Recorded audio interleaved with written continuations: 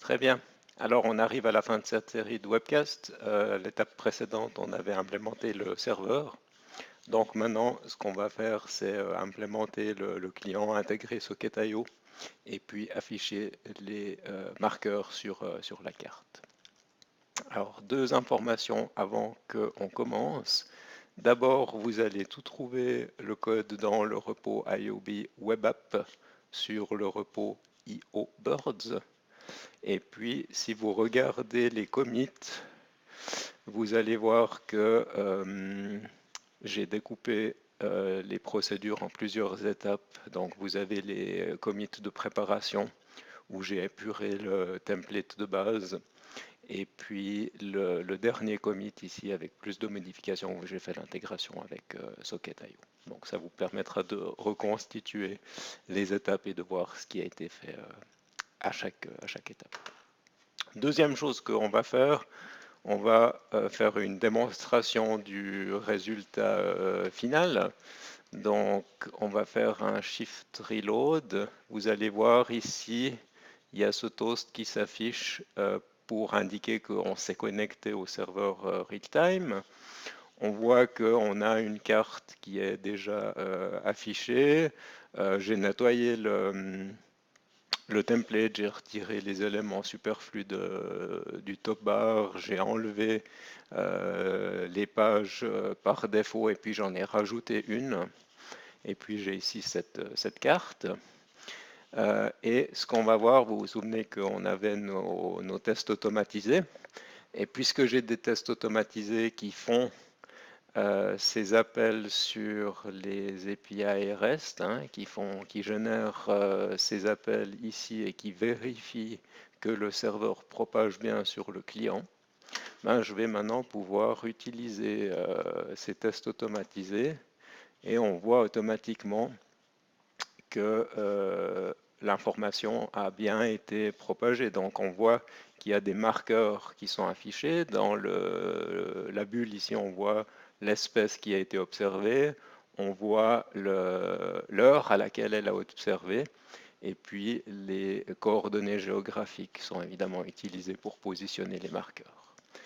En haut à droite, j'affiche des toasts, je vais le refaire une fois. Vous voyez que ici j'ai des toasts et puis j'ai les informations à disposition. Très bien.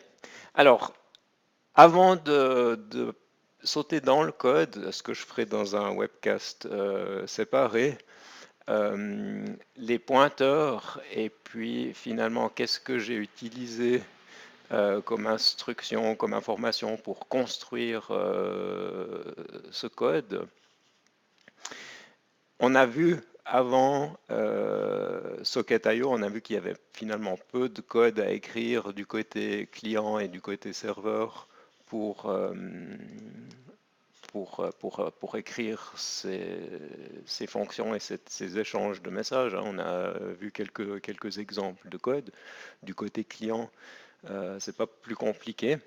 Il y a une chose à laquelle il faut faire attention, c'est que par défaut, quand on va charger Socket.io, on va être dans le namespace global.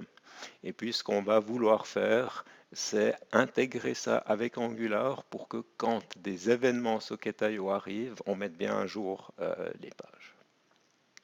Alors, anciennement, j'utilisais ici une directive qui s'appelait Angular Socket.io qui permettait de créer un service que appelle ici MySocket, mais c'était un service qui représentait Socket.io et puis qui permettait après d'écrire d'accrocher des listeners dessus et de faire en sorte que la mise à jour se passe bien.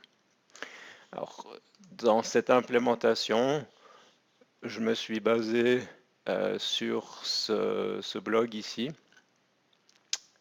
qui décrit une approche qui est très similaire, mais le code est un peu plus moderne dans le sens où ils appliquent les design patterns de John Papa.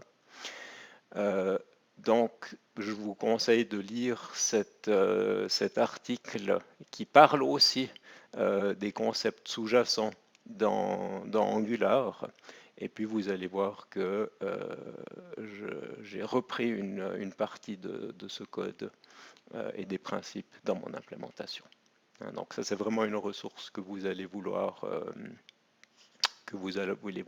consulter.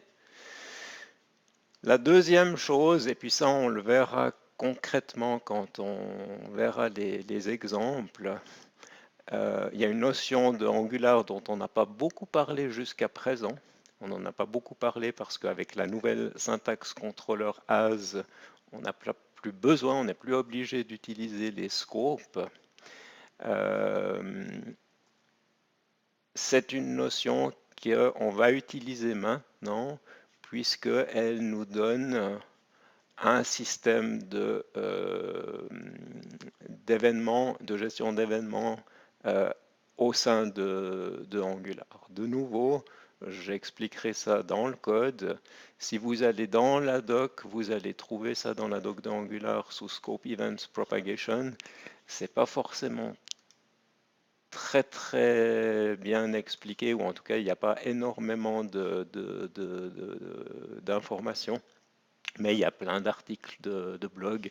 Et puis si vous faites des recherches sur $scope, $on ou $scope, $broadcast, vous allez trouver beaucoup d'infos. Donc sachez pour le moment juste qu'on a utilisé ces techniques. Et puis c'est ce qui nous permet après d'écrire du code modulaire. Finalement, ce que ça veut dire, c'est que quand on va écrire nos vues ici, on ne va pas s'enregistrer directement sur Socket.io, mais on peut s'abonner sur le système de gestion d'événements de Angular. Voilà, donc ça c'est ce qu'on va construire. Je vais arrêter le webcast ici, et puis dans le prochain, on va parcourir le code que j'ai modifié.